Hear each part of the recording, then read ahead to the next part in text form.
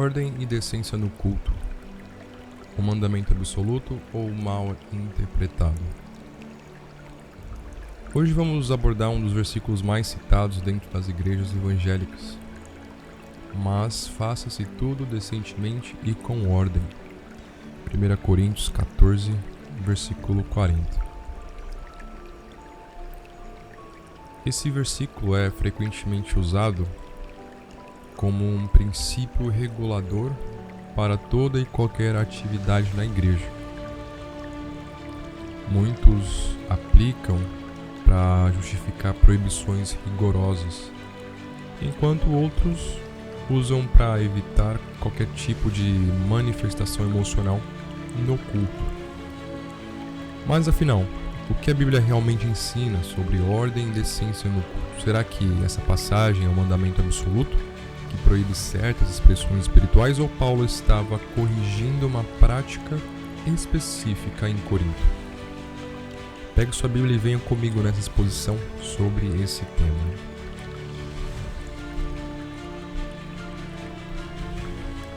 O versículo "mas faça-se tudo decentemente e com ordem" está no final do capítulo 14 da primeira carta aos Coríntios. Para a gente entender o significado, precisamos analisar o que estava acontecendo na igreja de Corinto. A igreja de Corinto tinha muitos problemas. A igreja de Corinto era extremamente desordenada. Paulo escreveu essa carta para corrigir vários erros. Bem, incluindo, como nós todos sabemos, divisões internas e orgulho espiritual, da parte do capítulo 1 de 1 Coríntios, dos versículos 10 ao 13, também sobre a questão da imoralidade sexual dentro da igreja, no capítulo 5 do mesmo livro, dos versículos 1 ao 5, irmãos levantando uns aos outros para tribunais, capítulo 6, dos versículos 1 ao 8, o abuso da Santa Ceia do Senhor, capítulo 11, dos versículos 17 a 34, também como desordem no uso dos dons espirituais, no capítulo 12 ao 14, e entre outros. O capítulo 14 trata especialmente da confusão dentro do culto. Havia um uso caótico dos dons espirituais, principalmente do dom de línguas. As pessoas falavam todas ao mesmo tempo, sem interpretação alguma, e o culto parecia mais um espetáculo de desordem do que um momento de edificação espiritual. Por isso, Paulo instrui a igreja a ter ordem e decência no culto, para que tudo fosse feito com edificação. Bem, o que significa ordem e decência na Bíblia? O termo grego para decentemente, ephrimonos, significa com dignidade, de forma apropriada, respeitável. O termo grego para ordem, taxis, significa disposição correta, sequência organizada, disciplina. Ou seja, Paulo está dizendo que o culto não pode ser caótico, confuso ou sem propósito. Ele não está proibindo toda manifestação espiritual ou emoção na adoração, mas sim corrigindo abusos. Então, o que Paulo proíbe e o que ele não proíbe? Paulo proíbe o culto caótico. O capítulo 14 deixa claro que Paulo não era contra o uso dos dons, mas contra o uso desordenado. Ele estabelece algumas regras. Primeiro, o dom de línguas deve ser usado com interpretação. 1 Coríntios 14, 27. Segundo, os profetas devem falar um de cada vez. 1 Coríntios 14, 29 ao 31. Terceiro, as mulheres devem aprender em silêncio e respeito. 1 Coríntios 14, versículos 34 ao 35. E por último, tudo deve ser feito para a edificação da igreja.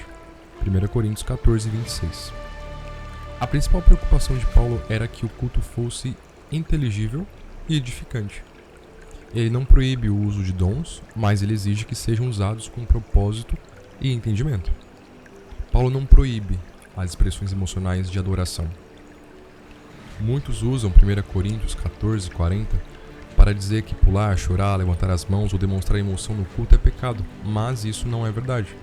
A Bíblia está cheia de exemplos de adoração expressivas. Por exemplo, em 2 Samuel, capítulo 6:14, quando Davi dançou diante do Senhor. Salmo 47, verso 1, o povo de Israel gritava e celebrava na adoração.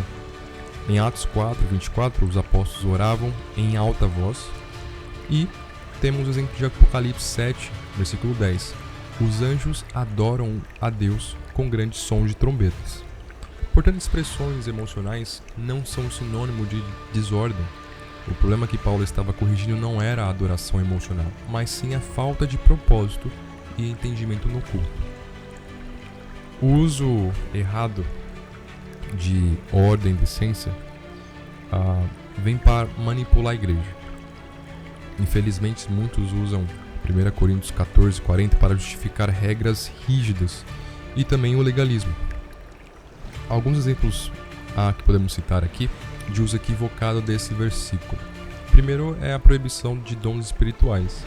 Muitos sensacionalistas dizem que tudo deve ser feito com ordem e decência, ou seja, os dons espirituais não devem ser mais praticados. Mas Paulo não proibiu os dons, ele apenas exigiu que fossem usados de maneira correta. Segundo, trazer engessamento do culto. Algumas igrejas interpretam ordem e decência como um culto sem vida, onde tudo deve ser feito mecanicamente. Mas Paulo não ensina um culto frio. Ele ensina um culto edificante, com liberdade, mas sem confusão.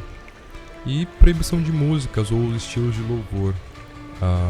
Algumas denominações proíbem certos estilos musicais, alegando que Deus quer ordem e decência, mas a Bíblia não dá um modelo único de louvor. Deus aceita a adoração sincera, seja ela com harpas, trombetas ou com danças. Salmo 150. Como aplicar então o princípio de ordem e decência nos dias de hoje? Bem, agora que nós entendemos o significado correto de 1 Coríntios 14, versículo 40, podemos aplicá-lo de forma bíblica e equilibrada da seguinte forma. Primeiro, evitar exageros e confusão no culto. Igreja onde todos falam ao mesmo tempo, há gritos incontroláveis e manifestações sem propósito, precisam refletir sobre esse versículo. O culto deve ser edificante e compreensível para todos. Segundo, para ter liberdade sem abusos. Por outro lado, igrejas que engessam o culto e proíbem qualquer expressão emocional também erram. O culto pode ser organizado sem tornar um funeral espiritual. Por último, podemos dizer para ter equilíbrio entre razão e emoção. A adoração verdadeira envolve o coração e a mente. Paulo ensina que devemos orar e cantar com o espírito e com o entendimento, lá em 1 Coríntios 14:15. Qual é a vontade de Deus para o culto, então? O verdadeiro culto cristão deve ser edificante, inteligível e compreensível, feito com ordem e decência, mas sem legalismo, com liberdade, mas sem caos, sem exagero. Portanto, não devemos usar 1 Coríntios 14, versículo 40, como desculpa para engessar o culto ou manipular a igreja. Devemos buscar um equilíbrio entre a liberdade no espírito, sempre para a glória de Deus. Se essa exposição bíblica te edificou, curta e compartilhe e se inscreva no canal.